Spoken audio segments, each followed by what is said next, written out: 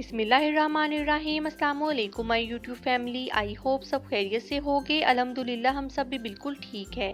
आज मैं आपके लिए चिकन कचौरी की रेसिपी लेकर आई हूँ जो कि इतनी ज़्यादा मज़ेदार और खस्ता बनती है कि मुंह में जाते ही घुल जाए। ये कचौरी खाने के बाद आप बाज़ार की कचौरी खाना भी भूल जाएंगे। और साथ में मैं आपके साथ शेयर करूंगी कि हम घर पर किस तरह बाज़ार जैसी खस्ता कचौरी बना सकते हैं, इसकी डो कैसे तैयार करेंगे, फिलिंग कैसे तैयार होगी, ये सब कुछ आज की इस वीडियो में आपके साथ शेयर करूंगी। तो वीडियो को एंड तक लाजमी देखिएगा। चलिए हम रेसिपी को स्टार्ट करते हैं। सबसे पहले हम कचौरी की डो तैयार करेंगे। उसके लिए मैंने बाउल में 2 कप मैदा ले लिया है और इसमें हाफ टी स्पून नमक और 3 टेबलस्पून घी शामिल कर दूंगी। इसमें हम घी का इस्तेमाल करेंगे, ऑयल इस्तेमाल नहीं करेंगे। इन तमाम चीज़ों को हाथ की मदद से अच्छे से मिक्स कर लेंगे जब तक कि मैदे की मुट्ठी बनना स्टार्ट नहीं हो जाती, यानी कि घी और नमक जो है जब तक मैदे में अच्छे से मिक्स नहीं हो जाता।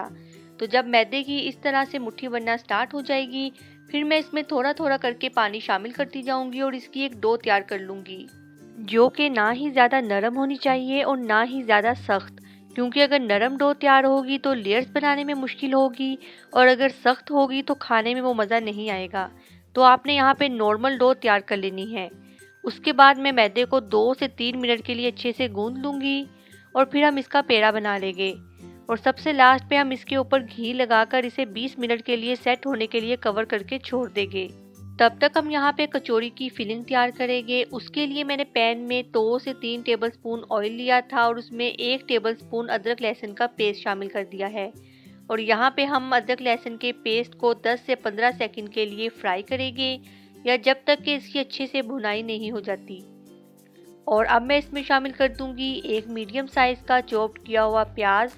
और प्याज को भी हमने यहाँ पे 1 से 2 मिनट के लिए ही फ्राई करना है, या जब तक कि ये सॉफ्ट नहीं हो जाता। हमने प्याज को ज़्यादा फ्राई नहीं करना। जब प्याज अच्छी तरह से सॉफ्ट हो जाए, फिर मैं इसमें शामिल कर दूंगी 2 मीडियम साइज़ के चॉप किए हुए टमाटर। और टमाटर को भी हम यहाँ पे फ्राई करेंगे। और इसे फ्राई करने के बाद मैं 1 से 2 मिनट के लिए लो फ्लेम पे कवर करके रख दूंगी ताकि प्याज और टमाटर जो है वो सॉफ्ट हो जाए। तो जब प्याज और टमाटर जो है वो अच्छी तरह से सॉफ्ट हो जाएंगे, फिर मैं इसमें शामिल कर दूंगी 1 कप बड़ी कटी हुई बंद गोभी। और बंद गोभी को भी हम यहाँ पे 1 से 2 मिनट के लिए ही फ्राई करेंगे। फिर मैं इसमें शामिल कर दूंगी 250 ग्राम यानी कि 1 पाव बॉईल किया हुआ चिकन को मैंने यहाँ पे नमक और तमाम साबुत गरम मसाले डाल के बॉईल कर लिया था। चिकन शामिल करने के बाद हम इसे अच्छी तरह से मिक्स कर लेंगे।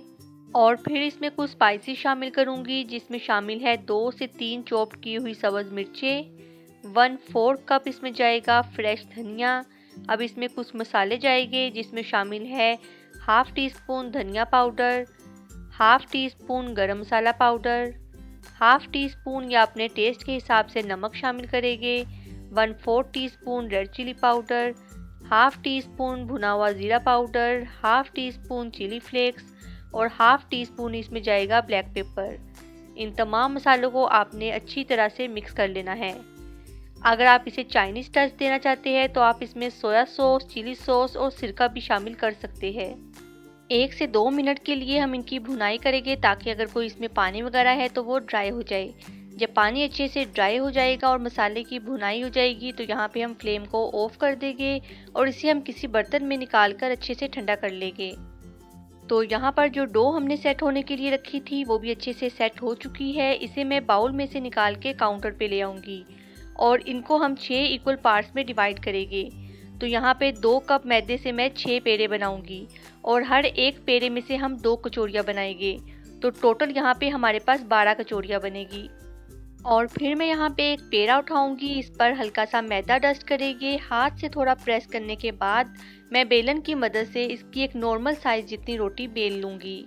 और फिर मैं यहाँ पे ब्रश की मदद से इसके ऊपर हल्का हल्का घी लगा दूँगी। अगर आपके पास ब्रश नहीं है तो आप हाथ की मदद से भी लगा सकते हैं। फिर इसके ऊपर मैदा डस्ट करेंगे और एक साइड से आपने उठाकर इस तरह फोल्ड कर लेना है। इसी तरह दूसरी साइड से भी फोल्ड करेंगे। फिर से हम इसके ऊपर घी लगाएंगे, मैदा डस्ट करेंगे और एक साइड से उठाकर दूसरी साइड पे फोल्ड करेंगे। और सबसे लास्ट में इसके ऊपर घी लगाकर मैदा डस्ट करेंगे और इसको हमने यहाँ पे रोल कर लेना है। आपने इसे बहुत ही टाइट रोल करना है, इसमें कोई भी हवा वगैरह नहीं रहनी चाहिए। तो ये तमाम स्टेप जो है ये हम लेयर्स को क्रिएट करने के लिए कर रहे हैं। इन तमाम स्टेप्स को आपने गौर से देखना है। उसके बाद छुरी की मदद से आपने इसको बहुत ही हल्के हाथों से दरमियान से कट कर लेना है। तो इस तरह एक पेड़े से हम 2 कचौरियाँ बनाएंगे और इसकी लेयर्स आप यहाँ पर चेक कर सकते हैं कितनी ज़्यादा बनी है। इसी तरह मैं जो बाकी के पेड़े हैं उन्हें भी रेडी कर लूँगी। और अब मैं यहाँ पे एक कचौरी उठाऊंगी, इस पे हल्का सा मैदा डस्ट करूंगी और जो लेयर्स वाली साइड है उसको हम निचली साइड पे रखेंगे और बहुत ही हल्के हाथों से बेलन की मदद से मैं इसे थोड़ा सा बेल लूंगी। और उसके बाद जो हमने चिकन की फिलिंग तैयार की थी वो इसके ऊपर रखूंगी तकरीबन 2 टेबलस्पून के इक्वल। और फिर हम इसको किनारों से पकड़ेंगे और कुछ इस तरह से फोल्ड करते जाएंगे और सबसे लास्ट पे हम ऊपर से इसे ट्विस्ट कर देंगे। तो इस तरह हमारी मज़ेदार लेयर्स वाली कचौरी जो है वो तैयार हो जाएगी। इसी तरह जो बाकी की कचौरियाँ हैं उन्हें भी मैं पहले तैयार कर लूँगी। यहाँ ऑयल मैंने गरम करने के लिए रख दिया है। जब ऑयल हल्का सा गरम होगा तो हम इसमें कचौरियाँ डाल देंगे और 3 से 4 मिनट के लिए हम इन्हें लो फ्लेम पे फ्राई करने के लिए छोड़ देंगे।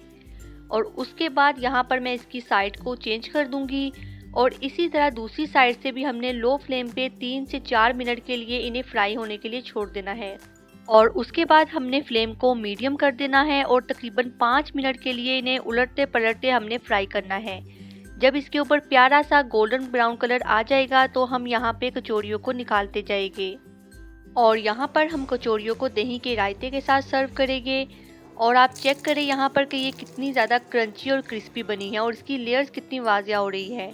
आप इस रेसिपी को लाजमी ट्राई करिएगा और मुझे फीडबैक देना मत भूलिएगा। और अगर मेरी वीडियो अच्छी लगे तो इसे लाइक करना, अपने फ्रेंड्स और फैमिली के साथ शेयर करना और मेरे चैनल को सब्सक्राइब करना मत भूलिएगा। नेक्स्ट वीडियो के लिए अल्लाह हाफिज़।